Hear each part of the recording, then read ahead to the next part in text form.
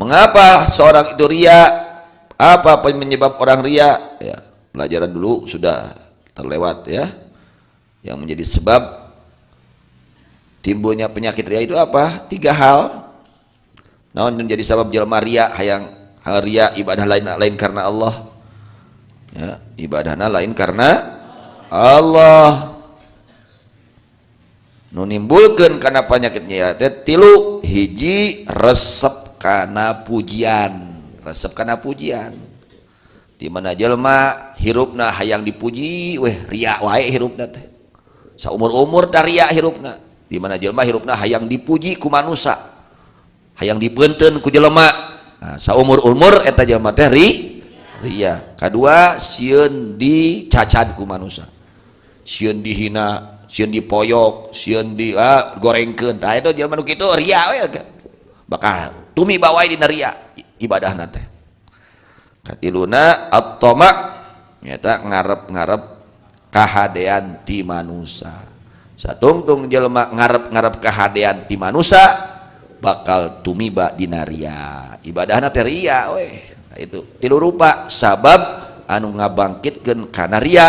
Hiji resep dipuji, kadua sieun dipoyok, tilu ngarep-ngarep kahadean ti manusia. Eta sabab timbulna ria.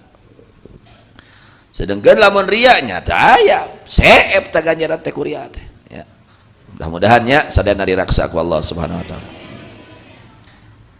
Kemudian fa ahlakatu maka menghancurkan itu angin kepada itu tanaman, habis hancur gitu. Wa ma zalamahumullah dan tidak zalim kepada mereka Allah. Walakin anfusahum yadlimun, akan tetapi mereka mendolimi diri mereka dengan apa? Dengan kekufuran, bongan, abet kufur. Geus diutus para rasul dinya ku Allah ngahaja supaya kaluar tina kakufuran, supaya asup kana katauhidan, kudu pada tauhid ya.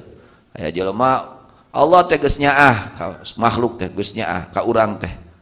Allah sangat sayang kepada kita makhluknya ya. Sampai Allah kirim para rasul mengajak mereka yang kafir supaya masuk agama Islam, supaya mereka bahagia di dunia, bahagia di akhirat gitu. Ini ada yang melawan, ada yang menentang, ada yang menghina, bahkan ada yang mengancam ketika diajak kepada ketauhidan. Bongan maranehna mempertahankan kakupuran teu ngagugu karena ajakan rasul gitu. Erek salahkeun mah salahkeun we diri sorangan bongana. Nah kitu surah Allah teh. Ya.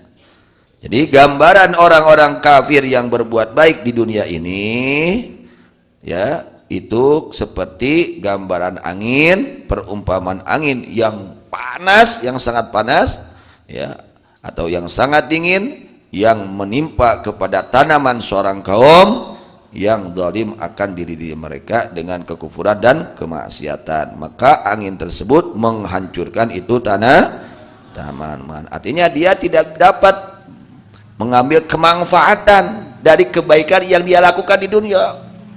Bro-broan, bantuan ka itu, bantuan ka dia, tapi teu iman. Tadi teh beak ku angin, hancur ya. Dia ingin apa, meraih apa pahala dan tidak bisa. Kenapa? Karena tidak didasari dengan iman. Alhamdulillah kita punya iman nih, jaga iman kita ya, jangan sampai lepas dari diri kita. Wal mana matsal kufri fi laki mayunfikun, maknanya perumpamaan kekufuran di dalam membinasakan, menghancurkan apa saja yang mereka infakkan adalah kama thalirrihil muhlika lizzar'i, seperti perumpamaan angin yang menghancurkan kepada tanaman. Ini nikmat angin ini, tapi ada angin apa? Angin yang berbahaya. Angin naon? Puting beliung, puting beliung, angin topan, sok dikumakeun. Nikmat angin itu oleh Allah ya, ukuran anginnya sudah diatur oleh Allah. Ukuran nikmat angin seperti ini. Coba angin lamun tarik pisan ngararapung ya teh, ku Allah dikirim ya angin pangtarikna wah hancur ya. Urang kudu syukur aya angin alhamdulillah. Coba lamun angin rek kumaha? Wah ripuh lamun ya. Nah, ini nikmat dari Allah yang wajib kita syukuri. Au mazalul kafir alladzi anfaqa amwalahu, perumpamaan orang kafir yang menginfakkan harta-hartanya di dalam kebaikan seperti membangun pondok-pondok, madrasah, masjid. Andai kata ada orang-orang kafir dia membangun pesantren, membantu untuk pembangunan madrasah, sekolah, kebaikan, membangun jembatan, berbuat baik kepada orang-orang yang lemah, orang-orang yatim, janda-janda yang miskin contoh. Lalu dia itu orang yang menginfak tersebut berharap dengan infaknya itu akan kebaikan yang banyak.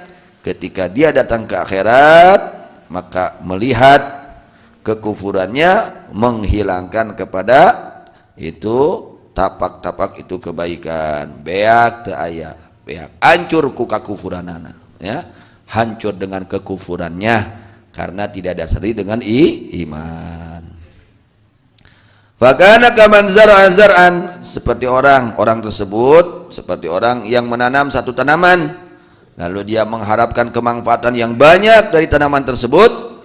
Ternyata datang angin, maka oleh angin hancurkan itu tanaman. Fa akhraqathu, maka membakar itu angin kepada tanaman. Fala yabqa illal huznu wal asaf, maka yang ada pada diri orang tersebut hanya kesedihan. Kana langsan, aduh geus beak geus melak bebeakan itu sugan terek panen, isukan rek panen angin datang, angin anu panas teh tapi kang ngaduruk kana eta kabeh pepelakan, beak kabeh hancur semua. Yang ada kesedihan, kebingungan. Itulah gambaran nanti di akhirat. Orang-orang kafir yang baik nih, yang baik di dunianya, lalu dia mati dalam keadaan kufur. Ini orang-orang kafir yang baik, ya, yang mau sosial, seperti itu nasibnya nanti di akhirat. Na'udzubillah min, kalau matinya dalam keadaan kufur. Ya, mudah-mudahan ya orang-orang kafir yang baik masuk dalam agama Islam ya.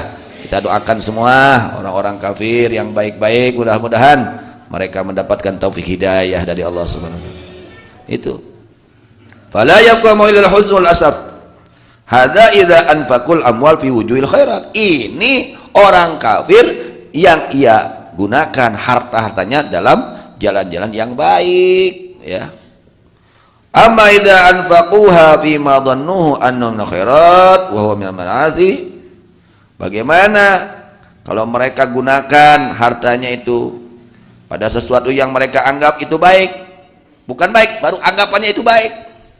Contohnya digunakan untuk maksiat, ya, untuk poya-poya, untuk bermaksiat, seperti menggunakan harta di dalam mengganggu Rasulullah SAW, menggunakan harta di dalam membunuh orang-orang Muslim, ya, mengusir orang-orang Muslim, maka bahwa asyaddu ta'thiran fi ibtali athari a'malil birri, itu lebih sangat memberi pengaruh di dalam menghilangkan tapak-tapak amal-amal kebaikannya. Ini kalau kebaikan seperti itu, bagaimana kalau bukan yang baik?